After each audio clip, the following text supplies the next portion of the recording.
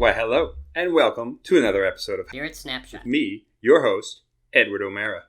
Now, here's the thing. I'm shooting these all in a batch.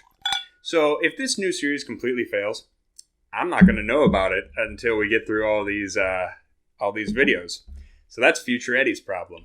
And if you absolutely hate this series, you're going to have to deal with like 3 weeks of this stuff before I stop putting them out. So have fun with that. Anyhow, we're going to get into some rum. And I've been wanting to do this for a little while, but didn't really have the opportunity because we mostly focus on whiskey on the main show. So this is the most standard rum out there. This is Bacardi White, made in Puerto Rico out of molasses. Now, rum is made from either sugarcane byproduct, like molasses, or from sugarcane juice, which we're going to get into later because that's a very special thing. But this is all molasses made in Puerto Rico. Puerto Rican law says rums have to be aged 1 year. But because they want this nice light color and light flavor, they filter it after aging to get all that color out of it. Gives you a nice, clean-looking bottle here. But I figured we'd start out with this one because it's like the most basic rum. And then we'll get into the weird stuff a little later. Yeah. Smells like sugar. Smells like sugar. Smells like sugar and maybe a hint of something nutty. Little bit. Possibly.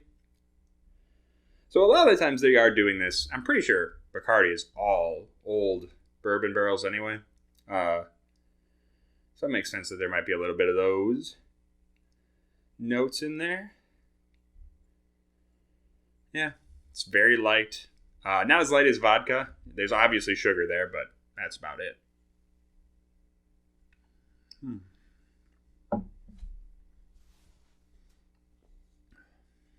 Yeah. That is rum. You know, it's a very light rum. It's almost neutral in flavor. I think they market it as like, it's not as light as vodka, but it's not as overpowering as gin. And they're right. That's pretty much exactly what it is. I think the one thing I will say, I'm not sure if this is true of all rums, but I always get like the slightest kind of weird, bitter antiseptic quality on the taste, not on the nose.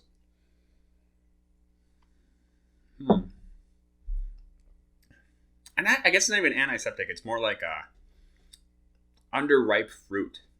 Yeah, slightly underripe fruit. Like underripe banana, maybe. If Erica was here, I'm sure she would get on my case about it not tasting like banana, because she doesn't think anything tastes like banana. But yeah, so Bacardi, they actually started out in Cuba, of all places. And then, to my understanding, what happened was they threw a big fancy party.